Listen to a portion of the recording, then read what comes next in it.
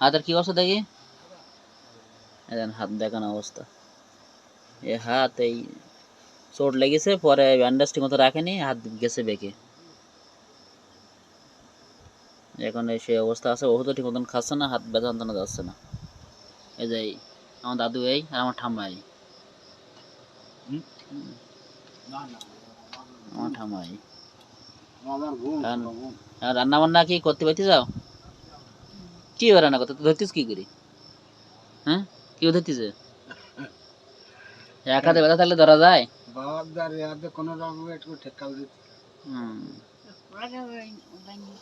ওই তো, ও ঠিক মতন ওইসব ব্যান্ডেজ না রাখলে হাত সোজা থাকে, হাড়ও ওই কি সেরা যায় ব্যাক পে।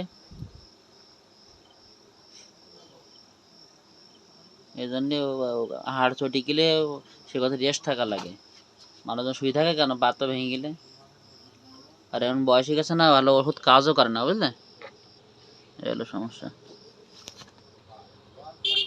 ও খাইছাও নাকি?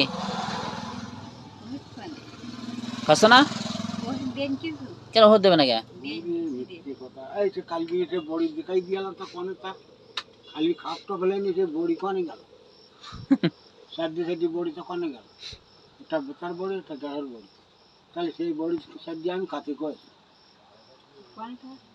না, ওটা এখন কনে তা মানে সে কেমন একটা অবস্থা তোমার। আমি ধুয়ে আছি খাটের উপর, হ্যাঁ, সে খালি খাপটা খাটের নিচে ফেলে নিচে বড়ি কোন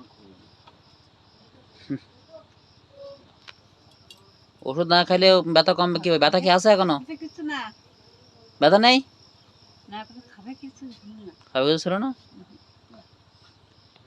ছিল না। আমি